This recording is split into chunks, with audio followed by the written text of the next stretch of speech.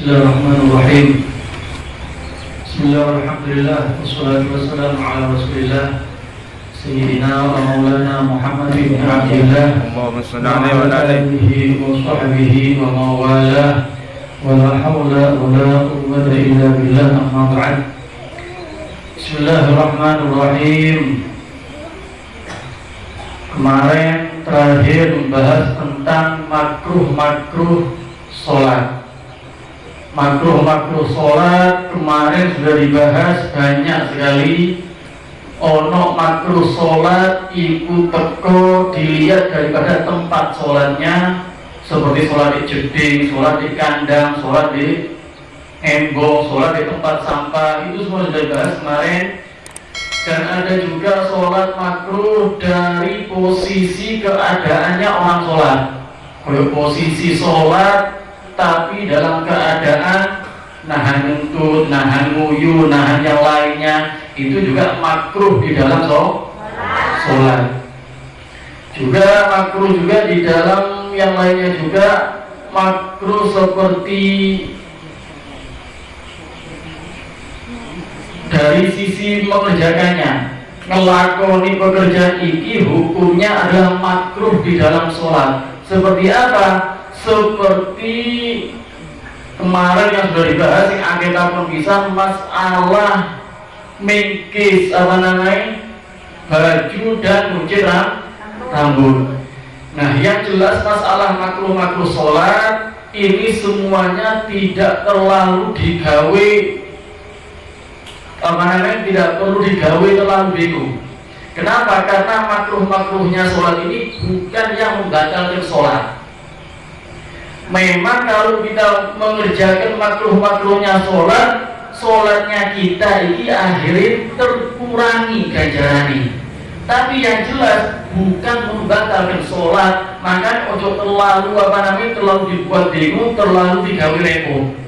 Nah, seperti kemarin wedo ketika sholat lek muncit, ini hukumnya makruh. Kalau memang sampai itu sholatnya perempuan itu tadi lek gak dikuncit tambah repot, ya tidak ada masalah. Sholat dikuncit tidak ada masalah, tidak ada kemakruhan.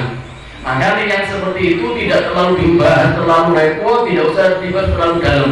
Kenapa? Karena itu bukan yang membatalkan sholat. Nah, cuma masalah mungkin itu rambut hukumnya makruh. Dulu deh hadis itu dimakruhkan muncit rambut. Kenapa? Gawe orang laki ketika sholat itu dikuncit rambutnya. Kamu biarkan rambut itu dodo. Masih orang laki dulu itu rambutnya panjang-panjang. Ketika sholat dikuncit, pas munggah ke sujud, waduh, koyo mana lagi? Langsung buka kabel. Nah, ini kadang tujuannya orang itu sombong. Nah, karena itu dimakruhkan muncit rambut di dalam sholat. Kenapa? Karena tujuannya biar itu memang dikuncit pas tengah-tengah kate sholat, ternyata pas sujud itu digawe-gawe.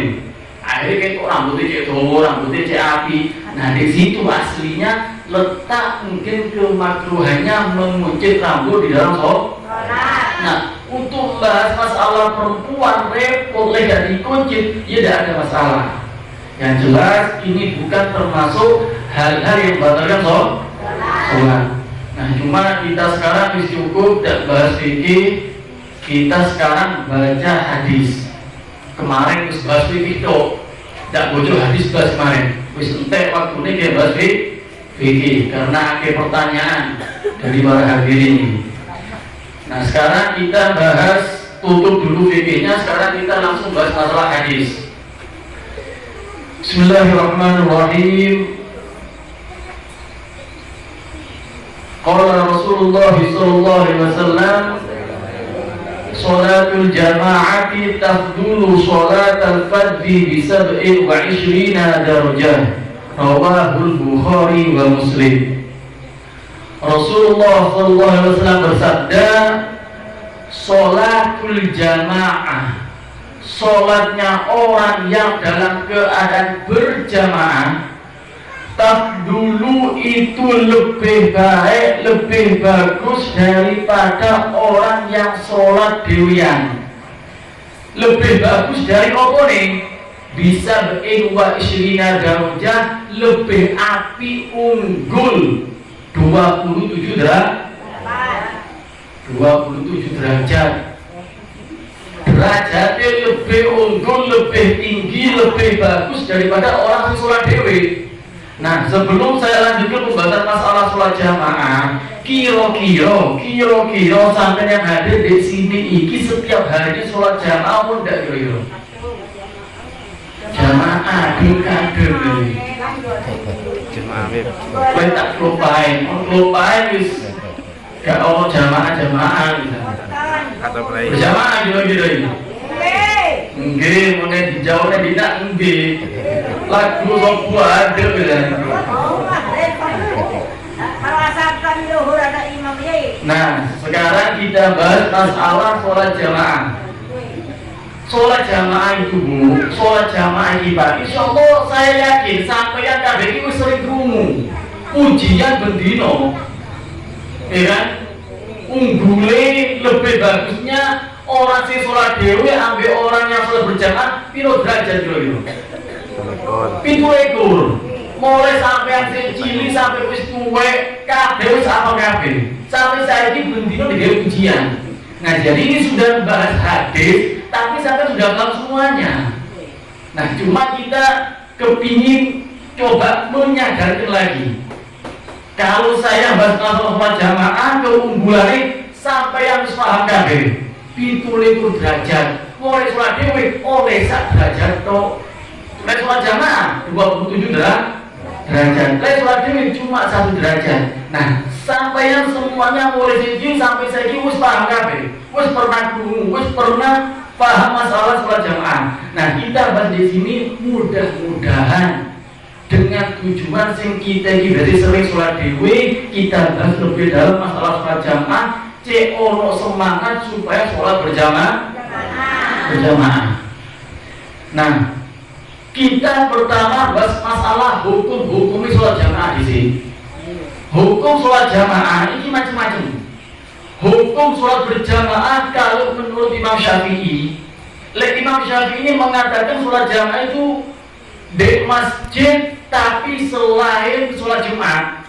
Di masjid sholat Jumat jelas jamaah hukumnya wajib dimulana. Tapi sholat berjamaah di masjid duduk sholat Jumat, zuhur, asar, maghrib, isya, subuh. Selain sholat Jumat, menurut Imam Syafi'i itu hukumnya fardu kifayah. Apa fardu kifayah? Fardu kifayah itu hukumnya wajib. Tapi lek ono siji hukum sing nglakoni gugur wisan, ndak dosa wisan sing yang lainnya. Sak desa iki ndak ono ketanggungan dosa. Misal di masjid di sini diadakan sholat berjamaah. Dengan adanya orang yang berjamaah di masjid, maka gugur kewajiban gawe sak desa. Sak desa 20 ndak gugur kewajiban berjamaah. Gara-gara ada orang yang berjamaah dari masjid. Tapi lah di masjid ini ada orang yang berjamaah. Gak orang yang berjamaah, sak desa dosa kabeh. Tapi kalau si berjamaah masih loro wanto, akhirnya sing nanggung gara-gara loro to, sing asline sak desa iki dosa, subhanallah gara-gara orang yang sholat di masjid, dosane mono gugur kabeh. Nah itu namanya fardu kifayah. Yang kedua, kata Imam Syafi'i, sholat jamaah ini hukumnya sunnah muakkadah. Sunnah muakkadah itu sunnah yang sangat dicoba dengan Nabi. Jadi lek orang sunnah muakkadah ini sunnah yang sangat dijaga sama Nabi Muhammad. Nah, jadi Imam Syafi'i orang sing ngomong fardu kifayah, orang sing ngomong sunnah muakkadah. Imam Syafi'i. Yang kedua Imam Abu Hanifah, Imam Maliki, dak ono sing ngomong sholat jamaah itu hukumnya wajib. Dak ono. Imam Syafi'i ngomong fardu kifayah ambil sunnah muakkadah. Imam Malik ambil Imam Abu Hanifah, ada ono sing ngomong jamaah itu hukumnya wajib. Kecuali Imam Ahmad bin Hanbal. Hati-hati. Imam Ahmad bin Hanbal ini mengatakan sholat berjamaah hukumnya wajib. fardu ain. Fardu ain. Menurut Imam Ibnu Hanbal, sholat jamaah hukumnya wajib. Maksudnya bagaimana? Nah, wajib di sini orang sing ngomong syartu sihah. Ada orang ulama daripada Imam Ahmad bin Hanbal, sholat jamaah hukumnya wajib. Itu adalah syarat sahnya sholat. Artinya kalau wong sing gak sholat berjamaah, sholat tidak sah. Jadi Imam Ahmad bin Hanbal sebagai ulamanya orang sing ngomong sholat jamaah hukumnya wajib. Tapi ada mengatakan itu adalah syarat sahnya sholat. Lalu Allah sholat gak berjamaah, maka sholatnya tidak sah. Tapi ada mengatakan syaratul wajib. Syarat wajib itu ada orang sholat masih tidak jamaah, tidak apa tapi dosa. Syarat sah berarti sholat tidak sah kecuali berjamaah. Tapi syarat kewajiban toh sholat masih dewian, tapi meskipun tidak berjamaah, dia tidak berjamaah maka hukumnya dosa. Nah, maka alhamdulillah sampai di sini semuanya bermadhab melo Imam Syafi'i. Imam Syafi'i mengatakan hukumnya sunnah muakkadah sama fardu kifayah. Karena itu intinya adalah ketika sampai yang orang ini ada orang sing ngajak berjamaah, kalau memang di akhirnya sampai ku kepingin cepet-cepet oleh ganjaran sing akeh, kepingin oleh ridho Allah, ya sampai harus cepet-cepet berjamaah. Kalau kita ini kadang kerungu berjamaah, kerungu ada gelete artinya kita ini tidak kepingin berjamaah. Nah berarti ojo-ojo akhir penyakit darinya kita ini. Nah karena itu kalau ada orang sing ngajak jamaah, melo jamaah. Tapi untuk sampai yang ketika ngajak jamaah, gelete sing diajak jamaah tidak gelem, yo ojo dipaksa. Ojo dipaksa bisa, mungkin orang undur, mungkin orang kesibukan yang lainnya. Yang jelas kita ini ngejak wong berjamaah dengan akhlak, dengan adab. Wong sing dijak yo lek sampean iki duwe ati yang betul-betul mantep, ati sing kepingin ridho, minta ridhonya Allah, ya seharusnya kita ini senang sholat berjamaah. Nah yang jelas paling afdolnya sholat berjamaah. Paling afdolnya sholat berjamaah itu awal waktu. Awal waktu sholat berjamaah ono dek masjid nututi takbiratul ihramnya imam. Iku sing paling afdol. Wis kalau bahasan iki bisa. Yang paling afdol sholat berjamaah awal waktu. Begitu ada sholat dan ada di masjid nututi takbiratul ihramnya imam, itu yang paling afdol. Untuk perempuan ya Allah, hatta masih gawe wedok tetep jamaah iki sangat disunahkan. Ojo ngono waduh sing biasa sing masjid wong lanang wedok gak ono sunah. Enggak. Meskipun perempuan sampai juga dianjurkan dibagusno berjamaah di masjid, tapi dengan catatan lek wong wedok iku aman daripada fitnah. Lalu wedok sing wis tuwa ini ada masalah nang masjid dak kira sing gudo. Ya saya ini kan kadang orang ke masjid mau wedok sing mau enom kadang kan masjid buka kodong, buka apa namanya celana ndek to. Geletek sholat berjamaah metu ke masjid buka maneh. Akhirnya orang sing melihat tambah fitnah, ndak tambah gak aman. Lah lek kowe ngono mending sampean sholat di omah gabul. Tapi kalau perempuan itu wis tuwek, wis sing sekiranya aman karo fitnah, sing sekiranya wong sing dulu iki ndak kepingin, ndak syahwat, sing sekiranya sing dulu iki malah loro moto, wis gak ono masalah sampean sholat di masjid. Tapi lek sing nom-nom iki ojo. Sampeyan perempuan sing ketok sing ayu, sing arek, sing gadis, itu afdolnya sampean sholat ada di rumah. Tapi lagi iso berjamaah bisa ono di rumah. Masih ada di masjid, tapi berjamaah dari rumah itu lebih afdol. Nah karena itu sangat rugi lah, rugi gawe umum kalau dia itu ternyata sholat itu tidak berjamaah, rugi paling rugi umum itu lek sholatnya dewian. Zuhur sholat dewi, asar sholat dewi, maghrib, isya, subuh. Sak dino kan dong sing berjamaah dak bingung blas. sak minggu ndak ono sing sempet zuhur berjamaah, asar ndak berjamaah, ndak bingung sama sekali. Padahal dia itu beda kalkulator, hilang berapa derajat sampean ini? Dikurangi berapa derajat bisa sampean buang biasa ngono itu. Kadang kita yang biar merasa biasa, padahal itu semuanya ada kerugian yang paling besar. Kerugian yang paling hebat kalau sampai itu meninggalkan sholat berjamaah. Nabi Muhammad tidak ono sampai yang kerungu sama sekali Nabi Muhammad pernah sholat ijen. Tidak ono hadis satu riwayat pun yang meriwayatkan Nabi Muhammad itu sholatnya diriwayat. Tidak pernah ono. Mulai diwajibkannya sholat setelah Nabi Muhammad Isra Mi'raj, mulai sholat zuhur sampai Nabi akhir hayatnya, tidak pernah Nabi meninggalkan sholat berjamaah. Satu kali pun Nabi tidak pernah sholat berjamaah. Sampai beliau ketika mau meninggal, sholat subuhnya itu sempat ke masjid, masih dalam keadaan sakit yang luar biasa Muhammad. Tetap nyempet sholat berjamaah.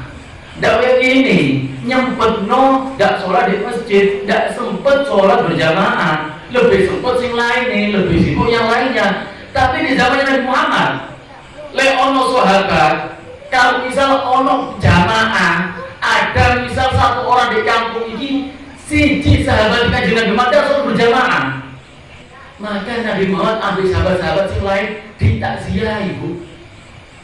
Misal ono sing gak berjamaah di masjid, kerungu, sapa iki gak berjamaah di masjid iki? Oh iku fulan, omane ono dikedur, dinyanyi, ditakziahi kowe mati. Nabi Muhammad sampai sahabatnya takziah ke rumahnya orang yang tidak sholat berjamaah. Opo udah sholat berjamaah, ditakoni koyo wong kena musibah, padahal cuma gara-gara tidak sholat berjamaah. Kenapa? Saking emane, saking perhatiannya Nabi Muhammad kepada orang sing gak sholat berjamaah. Malah Nabi Muhammad pernah ngomong, le ono wong sing gak sholat berjamaah diancam omahe kok diobong. Hati-hati. Iki makanya sebagian ulama Ibn Hanbal ini mengatakan wajib, jadi kumang. Karena Nabi itu mengancam sahabat kalau ada yang berani tidak sholat berjamaah. Iki tidak sholat dulu, bukan pas tidak sholat wajib, tidak berjamaah.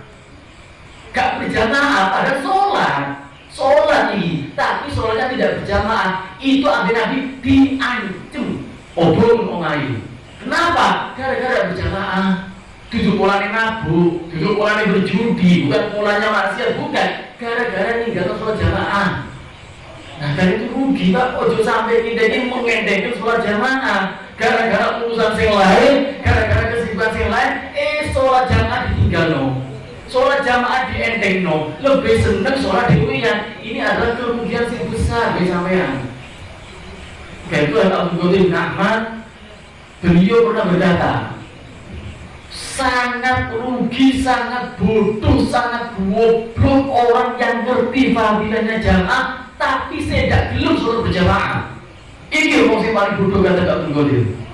Ya Allah, orang yang paling goblok, orang yang paling bodoh, orang yang ngerti fadilahnya jamaah, gelem sholat dewian. Sekarang saya tanya sama sahabat, tadi sholat dewian, ambil sholat berjamaah, ikut cacing kira derajat. 17 derajat. Iku lek urusan agama. Coba lek saiki derajat iku mang dibentukno duwe. Iki sering gambaran seperti ini sering. Ada orang sholat dewian oleh 1 juta. Ambil sholat berjamaah di masjid oleh 2,7 juta. Milih di kira-kira sampean. Sampean sholat di rumah dengan dikit 1 juta. Ambil sholat di masjid berjamaah dikit 2,7 juta. Kira-kira sampai yang ngaku waras milih endi gitu. Itu ikut waras kabeh berarti alhamdulillah. Lah lek ono sing milih 1 juta, iki berarti perlu ngabekti. Nah, begitu juga masalah sholat jamaah. Kita ini paham sholat dhewe sak derajat tok. Tapi berjamaah 27 derajat, gledek milih sholat dhewean. Ini orang yang paling bodoh kata kita. Nah, kan tujuh sampai gini meninggal itu sholat berjamaah. akhirnya dikurangi kabeh derajat imam, hilang kabeh derajat imam. Lek sampai kehilangan duit, bingungnya luar biasa, tapi lek kehilangan derajat, tidak ono bingungnya sama sekali. Nah, makanya hati-hati, ditingkatkan supaya sholatnya berjamaah. Bapak Abdul Qadir ini juga, ini dididik sama abahnya, mulai cilik dianjurkan berjamaah. Abahnya Abdul Qadir Ahmad ini, Bapak Ahmad ini, mulai cilik dididik anaknya supaya senang sholat jamaah. Anakmu kira-kira ya apa? Gak dididik berjamaah. Oh iya dididik berjamaah, jamaah dulu TV tadi. Itu jamaah sholat. Ini Bapak Abdul Qadir ini dididik oleh si kecil anaknya supaya rajin senang sholat berjamaah. Saking hati-hati ini abah nih, anaknya dikongkon berjamaah. Nah, berjamaah di masjid. Mari berjamaah ini anaknya ketika main diparani. Saya di masjid di rumah. Ditakoni anaknya, nah kon mang berjamaah di pinggirmu sopo? Oh di pinggirku iki. Si fulan. Iki sama abahnya orang iki sing ono di pinggir anak iki diparani omane. Bener tak anakku mang sholat berjamaah. Oh iya bener, kok berarti sholat berjamaah temen. Wedine gorowan. Nah karena saking perhatiannya anaknya itu supaya sholat berjamaah, orang yang di sebelahnya ditakoni, nah lek kon sholat anjen sholat jamaah, sopo di pinggir mang? Oh di pinggirku iki. Si fulan diparani omane si fulan iki ditakoni, bener kok ndak anakku mang sholat berjamaah di pinggirmu? Oh iya betul. Ya wis ngono. Nah kita kan ndak nah sholat ke masjid, tapi tidak ada di masjid lopo, tidak ada dalam masjid anak sampai yang ini, kadang dulinan, kadang keloyongan, saat mulai tidak ditakoni, tidak perlu, nak tekoni berjamaah, ambil sopo, tidak perlu lagi. Kenapa? Karena kan masjid tidak berjamaah, bukan sholat berjamaah, tapi dolim. Nah karena itu mulai sekecil hatta anak-anaknya sampai itu dididik supaya senang sholat berjamaah, supaya kalau wis gede menjadi anak yang soleh, sing hobi, sing senang sholat berjamaah. Karena itu orang dulu itu mau biyen iki saking jogone sholat berjamaah. Ketika dia itu luput siji ping siji dak sholat berjamaah, bingung. Zuhur dak sholat berjamaah bingung. Ya Allah, aku urusan lain, tidak butuh di masjid. Waduh, ya apa ini sholat ini? Ya apa ini tidak berjamaah? Aduh, cek emane. Sampai akhirnya nok-nok kemana wong? Didok-dok, pak, sholat belum? Oh sudah, oh ya wis. Didok-dok kemana wong sisi sini? Assalamualaikum, pak, mohon maaf, saya sudah sholat belum? Oh belum. Ya saya sholat bareng ayo. Aduh, aku sholat dewi naik. Wis ayo sholat bareng ada aku tak kayak duit. Tak bayari, ayo tak bayari. Aku cek kepingin oleh ganjaran jamaah. Nemu ono belum ikut begitu. Ono gitu. Sing kehilangan sholat berjamaah, saking bingungnya sampai golek uangnya tidak gelem tidak berjamaah, wani dibayar uangnya. Ki orang dulu seperti itu. Saking bingungnya ya udah ambil duit, kok masuk sampai bayar gay. Apa ya iso. Artinya saking bingungnya orang gimana tidak kepingin sholatnya itu luput daripada meninggalkan berjamaah. Wani mak, sampai wani bayar uang, sampai wani nyelupung padahal kadang tidak kenal wongi. Pak, mohon maaf, sholat belum? Kalau belum ayo bareng. Nah kita kan tidak, lepas mampir mau di masjid, turun sholat dulu, turun sholat asar, mau langsung wow akbar. Ente ini disik. Tunggu dulu bete deh burimu orang kok dulu sholat pisan, jangan baru supaya sholat berjamaah.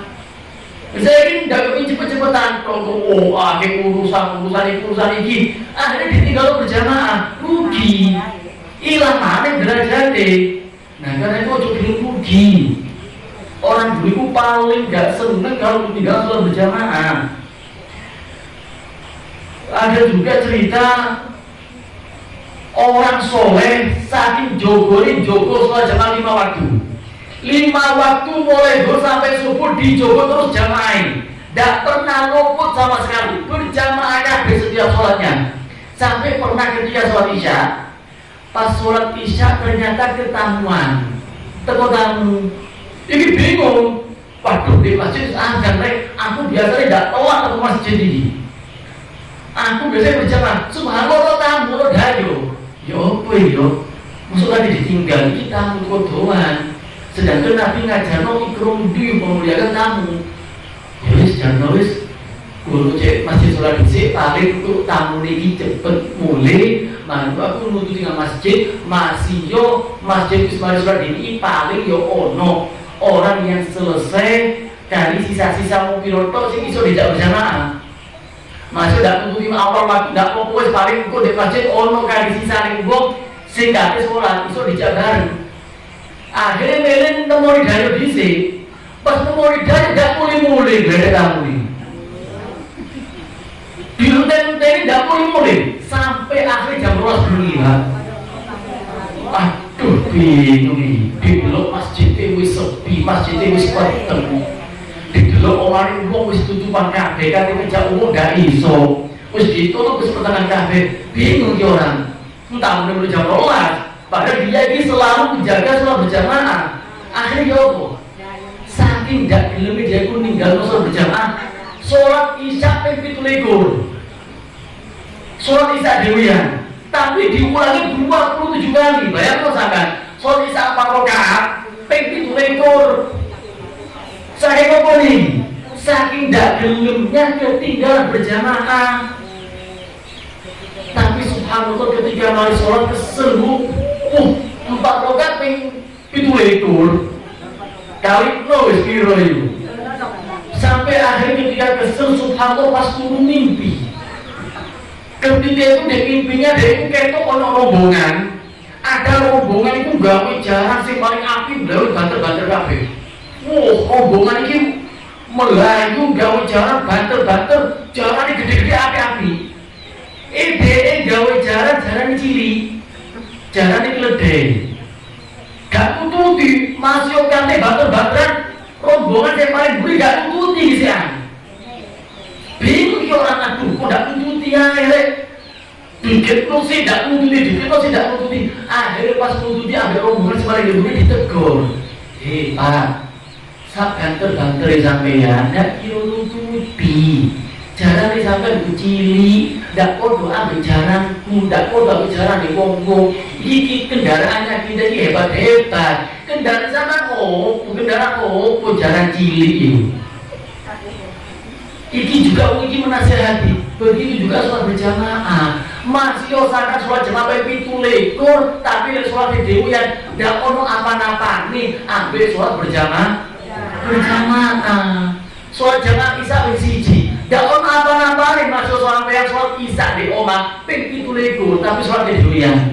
Ndak ono nilai ini, ndak kira nututi, ndak kira nyapuki ganjarane orang sholat berjamaah. Makanya ibu dijogo berjamaah ibu eman, ojo sampai ditinggal no. Sidang Umar bin Khattab pernah ketika dengan sholat adzan zuhur, iki krungu jan sholat adzan zuhur. Kate nang masjid menggodi sing kebon kurma. Iki Umar bin Khattab cuma duwe dunya siji tok iki, duwe kebon kurma siji tok. Didelok masuk di sing kebon kurma, subhanallah pas metu teko kebune, salate wis mari blendeke. Waduh. Bingung sing Umar bin Khattab iki. Kok wis mari? Ngamuk sing Umar bin Khattab iki. Saking nyampe jeneng para sahabat. Hei sahabat, demi Allah, saksi nopo kabeh. Iki kebun kurma iki saiki mulai saiki tak sedekahno aku. Gara-gara kebun kurma iki aku ketinggal sholat berjamaah. Mulai saiki kebun iki tak sedekahno ge kabeh miskin aku. Ono duwe ngono. Ketinggal berjamaah gara-gara sibuk di sawah sampai sawahnya digendong wong. Sing ono andane tidak payu. Si sibuk ono di sawah. Waduh. Di sedekah itu tadi. Kenapa? Karena kebunnya ini aku ketinggalan berjamaah. Saking jogone, saking emani, saking gak geleme ketinggalan sholat berjamaah. Enak sholat berjamaah itu Pak, enaknya sholat berjamaah. Lek sampeyan sholat dhewean iku angel keterimone, soro. Keterimone itu soro. Subhanallah dek kene gletek wong wis tahun-tahunan sholatnya dhewean terus. Soro keterimone itu. Repot keterimone. Tapi kalau orang yang berjamaah, ketika orang itu rajin orang di masjid sholatnya berjamaah, perhatikan. Allah itu memandang hatinya imam. Karena itu tidak gampang. Tidak gampang orang itu menjadi imam sholat. Orang kalau sholatnya berjamaah, jadi dulu ambil Allah artinya imam. Kalau imamnya khusyuk, sak masjid sholatnya diterima kabeh. Masih udah harus khusyuk Pak Mumi. Enak udah enak gitu. Nyaman. Sing makmume sholatnya eling, penggawean sing eling, sawah sing eling macam-macam, imamnya khusyuk, sak masjid diterima kabeh sholatnya. Subhanallah imamnya tidak khusyuk. Ternyata imamnya tidak khusyuk. Allah melihat hatinya orang yang sholat ada di shaf pertama. Kalau di shaf pertama didelok orang yang khusyuk, maka sholatnya yang lain diterima sama Allah, sholatnya imam juga diterima sama Allah, gara-gara orang yang hatinya khusyuk. Lek misalnya kalau si khusyuk saat masjid, saat musola kalau si khusyuk sholatnya tetap diterima oleh pangeran. Kenapa? Karena sebab berjamaahnya sampeyan. La ilaha illallah. Sing pertama Allah delongan hati imam. Sing kedua Allah delongan shaf pertama. Yang ketiga Allah delongan shaf kedua dan seterusnya. Lek sak masjid kalau sing khusyuk tetap diterima oleh Allah. Kenapa? Karena sebab berjamaahnya. Karena sebab berjamaah ini kisahnya sampai diterima. Karena sebab berjamaahnya soalnya sampai diangkat diterima sama Allah Subhanahu wa Ta'ala. Kilo-kilo si mikir-mikir kan soal berjamaah ini. Kalau sampai ini mungkin sibuk, kalau sampai ibu-ibu ini mungkin si agen pegawai, bapak-bapak si agen si pegawai, tidak kok bersolat di masjid. Sholat di rumah tidak ada masalah, tapi jangan berjamaah sama keluarga. Ojo bersak omah gelete sak keluarga, emake sholat dewi, bojone sholat dewi, anake sholat dewi, dewi kabeh. Apa sholat jarang sing diterima pangeran, repot sing diterima. Jangan berjamaah. Dek, ojo sholat gak kalah di aku. Nah, ojo sholat ini gak kalah di abah. Ayo, ojo biasa sholat gak kalah di abah. Biasakan sholat berjamaah. Keluarganya itu dididik untuk sholat berjamaah. Saya kan tidak saya ini cucuan dewe, kadang anak dan sholat gak direken. Oh mereka tidak berjamaah, bojone kadang sholatnya gak diperhatikan. Jangan berjamaah. Orang tuanya jangan berjamaah, anaknya aja berjamaah. Insya Allah keluarga misalkan keluarganya dirahmati sama Allah. Nah saya kan tidak perhatikan berjamaah. Waduh lewat yang TV, nah film itu mulai, bu, film itu mulai, dek, film itu mulai, akhirnya gak soft, delok apa, delok di TV, akhirnya bukan soal berjamaah, delok TV berjamaah, ya itu kita sekarang, tidak perhatian sama soal berjamaah, lebih perhatian sama yang lainnya, padahal fadilahnya luar biasa, makanya ojo gampang tinggal soal berjamaah, bu. Oh gampang tinggal sholat berjamaah. Ini saya bawakan hadis diriwayatkan oleh Nabi Muhammad SAW. Siapa orang yang sholat 5 waktunya berjamaah, sampai yang istiqomah sholat berjamaah, zuhur berjamaah, asar berjamaah, maghrib berjamaah, isya subuh berjamaah, sampai yang sama Rasulullah dan Nabi Muhammad SAW, orang itu akan dikasih 5 perkara. Orang yang istiqomah sholat berjamaah 5 waktu rutin istiqomah ada Allah bolongi dikei 5 adik Allah Subhanahu wa Ta'ala. Apa?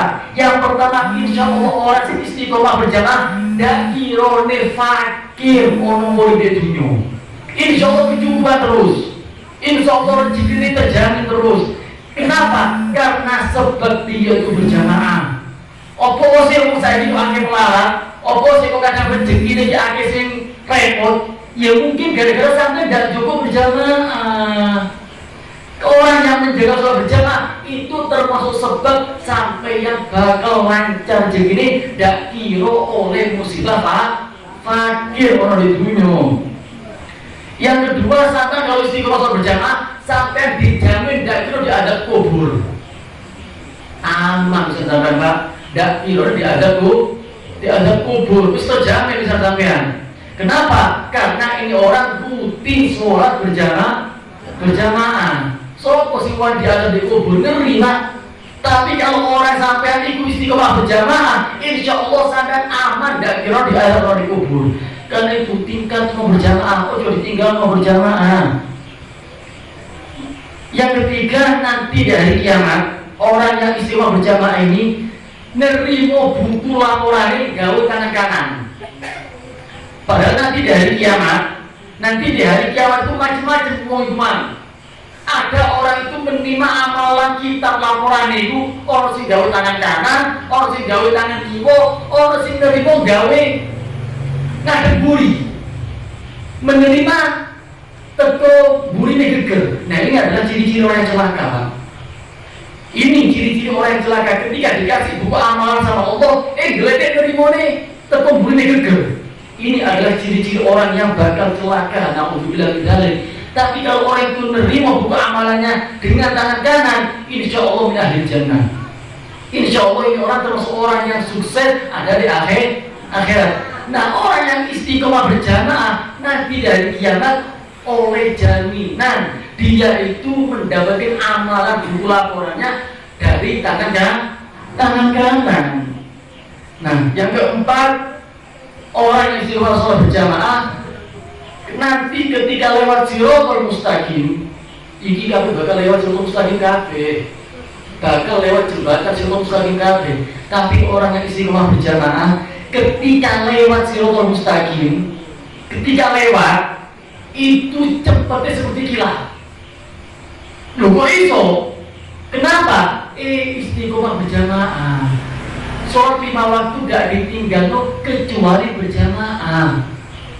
Nah karena itu emang siratal mustaqim yang sangat mengerikan. Orang sing melakuni ngesot, orang sing melakuni merangkak, orang sing melakuni pelan.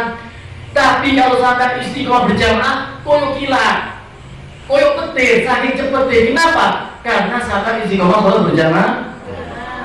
Yang terakhir, kalau sampai istiqomah berjamaah, insya Allah sampeyan masuk surga tanpa dihisab. Amin. Umum iki balik kate masuk surga ya Allah, solo ini luar biasa. Dihisab si asyusuwean. Amalan sama di dunia ini, engkau kabeh dihisab kabeh Allah di hari kiamat. Dihisab satu persatu, apa yang mereka lakukan di dunia, apa mukul gaya apa, kuping mukul gaya apa, jantung mukul gaya apa, tangan mukul gaya apa. Hisabnya luar biasa. Tapi kalau orang itu istiqomah sholat berjamaah, dia itu rutin sholat 5 waktunya dia berjamaah kabeh, ini orang termasuk orang yang bakal masuk surga. Gak usah hisab-hisaban guys. Gue pasti hisab, gak usah hisab-hisaban, langsung masuk surga. Kenapa?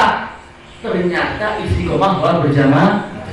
Karena itu wahai hadirin, ojo sampai yang enteng tinggal berjamaah. Jangan biasakan sholat diwian si eman. Lek sampean eman kehilangan duit itu apa 7.000 juta, apa dah eman kehilangan sholat 7.000 derajat. Kenapa? Kita ini waras, kita ini pinter masalah duit, apa kok bodoh masalah ganjaran? Kenapa kita ini buta masalah ganjaran? Karena itu ayo bubar dari majelis ini diniati. Mulai saiki tak niati sholatku tak gawe berjamaah terus. Masih lur wanto pokoknya nyopo carane berjamaah. Masih lur wanto imam ambek makmum, masih bojo lanang bojo wedok tok. Tidak ada masalah, yang penting sampai berjamaah. Masih lur wanto ambek anak lanang wedok sama aneh, tidak ada masalah. Yang penting sampai istiqomah biasa sholat berjamaah. Ojo ditinggal eman. Jangan biasa meninggalkan sholat berjamaah. Karena ganjaran yang luar biasa dan fadilnya luar biasa. Kalau kita ini senang lebih senang sholat dewian. Ojo-ojo kita tidak senang masuk surga. Kenapa? Karena orang yang sholat istiqomah berjamaah itu berarti kepingin masuk surga tanpa hisab. Tapi sholat dewian, wis kerumu badan keadilan. Orang istiqomah bersolat berjamaah masuk surga tanpa dihisab. Geletek meneh sholat dewian. Geletek meneh sholat tidak berjamaah. Oh berarti kamu tidak masuk surga. Kan masuk ndi itu sampean? Masuk bumi. Masuk ndi? Engkau jangan lagi surga ya neraka. Lagi masuk surga. Lagi masuk surga. Masuk ndi terus? Waliyahzubillah kan istiqomah berjamaah. Ojo tinggal berjamaah. Jangan anak sahabat sholat berjamaah. Jangan bujunya sahabat sholat berjamaah. Ajak orang tuanya sampai berjamaah. Ojo benci, ojo tidak seneng, ojo sengko, ojo sumpet lek tidak berjamaah. Mau saya ini kadang tidak berjamaah karena sumpet. Pak berjamaah yuk, waduh susah, jelah. Dewi anak itu, bisa anak itu suka suka dewi. Jangan seperti itu Pak. Perhati nomor opo-opo berarti jangan disampaikan itu. Perhatikan, sing seneng berjamaah karena itu ganjarannya gawe sampean dewi, gawe sampean dewi. Mudah-mudahan insyaallah kita bubar dari majelis ini, insyaallah kita semuanya diistiqomahkan, disenengkan, disemangatkan sholat berjamaah. Mudah-mudahan insyaallah kita bubar dari majelis ini tidak sholat fardu kecuali dalam keadaan berjamaah. Mudah-mudahan keluarga kita semuanya senang sholat berjamaah. Mudah-mudahan semua anak-anak kita senang sholat berjamaah. Mudah-mudahan semua keluarga kita, dulur-dulur kita semuanya, saudara-saudara, tonggo-tonggo kita semuanya senang melaksanakan sholat berjamaah. Dan mudah-mudahan insyaallah sholatnya kita semua diterima sama Allah Subhanahu wa ta'ala. Amin amin ya rabbal alamin. Asli ini ada hadis iki ancaman bagi orang sing mengentengkan sholat berjamaah. Tapi ini wis malam kita bahas lain waktu insyaallah. Iki makanya bahaya pisan wong sing ngentengno berjamaah itu bahaya tuh. Banyak bala, banyak bencana masuk di dunia akeh bala wong sing ngentengno berjamaah. Itu ada hadisnya.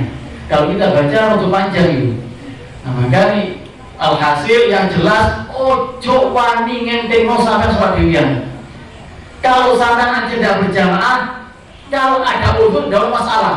Tapi lek sampean sengaja ngentengno, gak wis males aku berjamaah, gak seneng berjamaah, aku enak sholat dewian, bahaya. Hati-hati. Ini ada ancaman, ada bencana orang yang seneng ngentengno sholat berjamaah, lebih seneng sholat dewian. Hati-hati. Karena itu diniati mulai saya ini biasa mau berjamaah masih lulu-luluan tok. Ojo biasa mau sholat dewian. Lek sampe ndak untuk di masjid, golek tonggo, golek konco, golek dulur, golek keluargane sing iso dijak sholat berjamaah bareng. Kenapa? Supaya sholatnya sampean gak sholat dewian. Jadi itu sholat berjamaah.